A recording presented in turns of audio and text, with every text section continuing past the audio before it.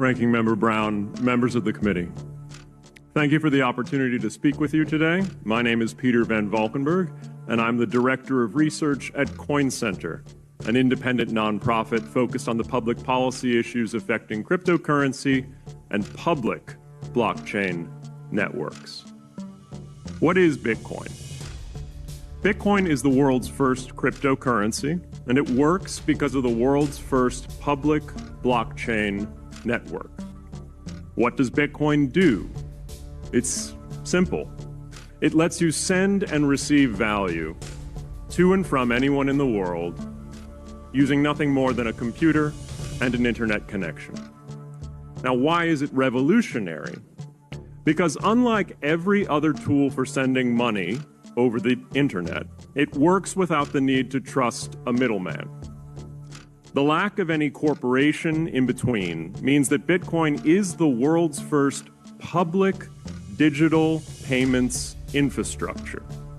And by public, I simply mean available to all and not owned by any single entity. Now, we have public infrastructure for information, for websites, for email. It's called the internet. But the only public payments infrastructure that we have is cash, as in paper money. And it only works in face-to-face transactions. Before Bitcoin, if you wanted to pay someone remotely, over the phone or the internet, then you could not use public infrastructure. You would rely on a private bank to open their books and add a ledger entry that debits you and credits the person you're paying. And if you both don't use the same bank, well, then there'll be multiple banks and multiple ledger entries in between. With Bitcoin, the ledger is the public blockchain, and anyone can add an entry to that ledger, transferring their Bitcoins to someone else. And anyone, regardless of their nationality, race, religion, gender, sex, or creditworthiness, can for absolutely no cost create a Bitcoin address in order to receive payments digitally.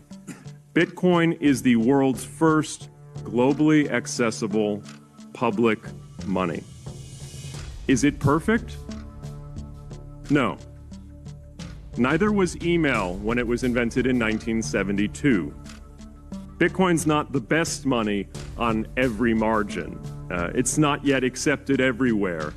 It's not used often to quote prices, and it's not always a stable store of value. But it is working, and the mere fact that it works without trusted intermediaries is amazing. It's a computer science breakthrough, and it will be as significant for freedom, prosperity, and human flourishing as the birth of the internet. And Bitcoin is just the beginning. If we can replace private payments infrastructure, then we can replace other private choke points to human interaction as well. Now, why should we want to build more public infrastructure? Why should we embrace blockchains over corporate intermediaries? Why should we tolerate their inefficiencies and work to make them better? Why should we want the pioneers of this technology here in the United States and not fleeing overseas? A simple reason. Because the corporate intermediaries providing today's critical but privately owned infrastructure are becoming fewer, larger, and more powerful, and their failures are increasingly grave. So roughly half of all Americans, 143 million people, had their Social Security numbers exposed to hackers because of a breach at Equifax. The SWIFT network has relayed hundreds of millions of dollars in fraudulent transactions because of hacked member banks in Bangladesh, Vietnam, Ecuador, and Russia.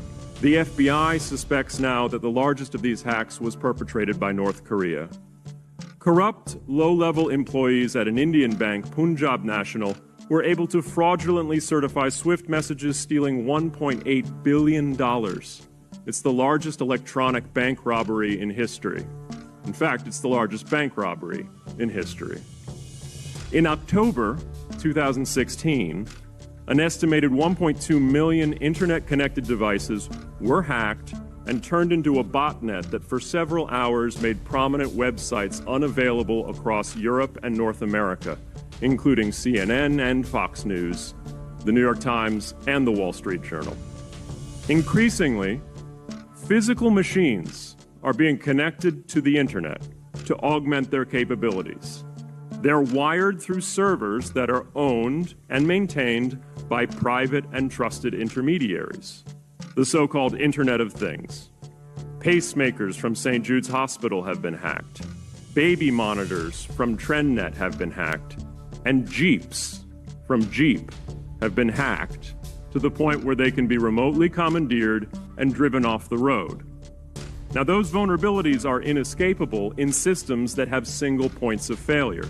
It doesn't matter if the point of failure is a corporation or if it's a government. There shouldn't be a single point of failure.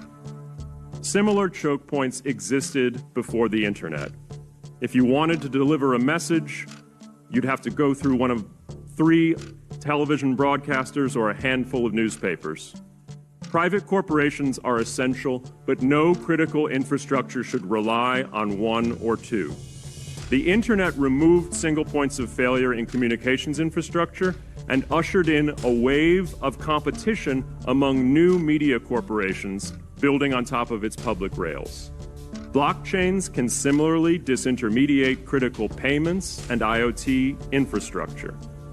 The technology is not yet ready to answer all of those questions today, but it is our best hope. And as with the internet in the 1990s, we need a light-touch, pro-innovation policy to ensure that these innovations flourish in America for the benefit and security of all Americans.